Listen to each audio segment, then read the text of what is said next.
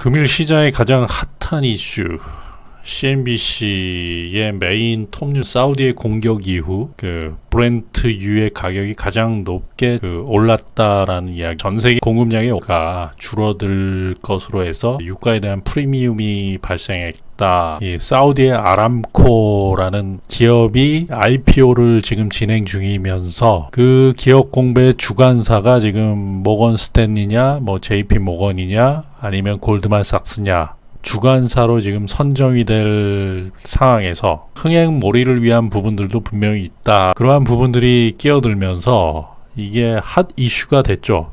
크루드 오일 가격이 갑자기 11% 정도가 지금 상승하고 있다. 그러니까 지난주 토요일날 석유 시설이 파괴돼가지고 갭이 엄청나게 떴어요. 금일 제가 매매한 부분들은 흥구석유하고 카프로 이 두 가지 종목만 보고 거의 거래량이 없었죠. 제가 위로 살 수밖에 없었던 부분이기 때문에 그런 시장이었. 동시효과에 던져버린 분들. 그래봐야 얼마 되지도 않죠. 금일 건강검진 때문에 하루 종일 병원에 갔다 왔기 때문에 한 게 없다라고 보시면 되고요.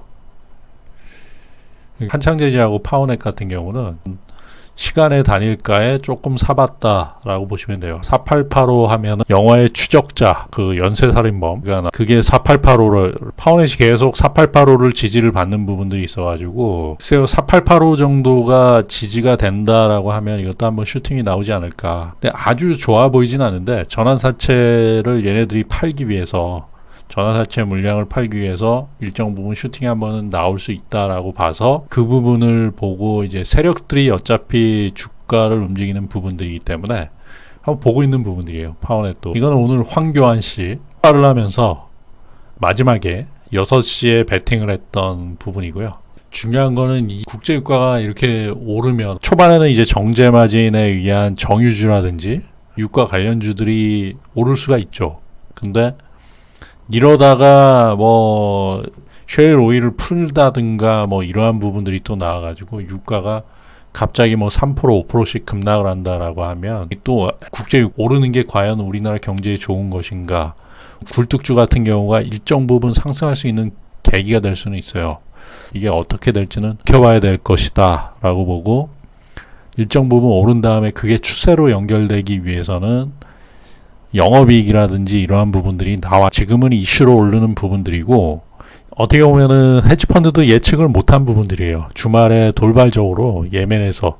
그런데 좋은 건 뭐냐면 아람코라는 사우디 기업이 지금 IPO를 통해 가지고 기업 공개를 하고 있죠. 를 하면서 이제 상장을 눈앞에 두고 있을 때 여기에 흥행몰이를 위해서 JP 모건이라든지 골드만삭스 이러한 주관사 선점을 위해서 그동안에 좀 잠잠했는데 시장에 글로벌 정치적 경제적 이슈가 나오면서 흥행몰이를 할 수 있다라는 부분들이 굉장히 큰 거예요. 헤지펀드 입장에서는 지금 이 이슈처럼 좋은 게 없어요. 기업 공개의 흥행몰이를 위해서 지금 일정 부분은 얘네 입장에서는 굉장히 도움이 된다라고 볼 수 있고요. 내일면은 그동안 오른 부분에서 이익 실현 물량이 나오지 않을까. 한번 슈팅이 나온다라고 하면 거기서 이익 실현 물량이 쏟아져 나올 수 있는 부분들이 분명히 있다라고 보고요. 요즘 국내 시장이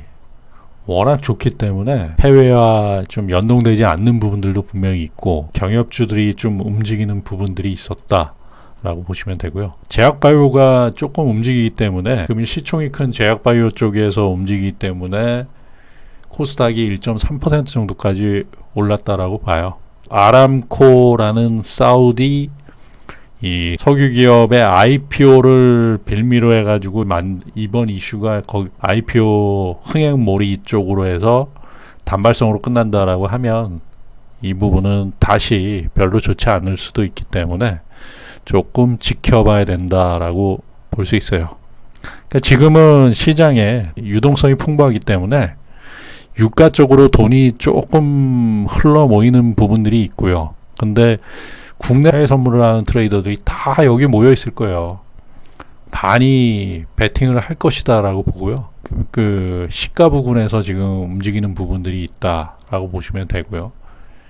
결국에는 박스권이기 때문에 이거를 뚫고 올라가느냐, 그러한 부분에서 이걸 지켜봐야 되고, 그리고 다우 지수를 살펴보면 쉐보론 텍사코나 엑손모빌이 그 관련주거든요. 1.94% 이렇게 유가가 11%가 올랐는데도 쉐보론 텍사코가 추세는 굉장히 좋죠. 근데 1.94%뿐이 안 오르고 있고, 그 다음에 엑손모빌 역시도 1.46%뿐이 안 오르고, 이게 일정 부분은 실적에 반영되는 부분이라기보다는 단발성 재료일 수도 있다라고 조금 이걸 지켜보면서 이게 추세와 연결되지 않는다. 여기서 다시 일정 부분 수익 실현, 훈구석유도 내일 같은 경우는 거래량 많이 터지겠죠. 많이 터지면서 왔다 갔다 하다가 일정 부분 시가를 못 지키고 좀 빠진다라고 했을 때 그렇게 되는가 여부가 중요하다. 자, 그러면 성공 투자하십시오.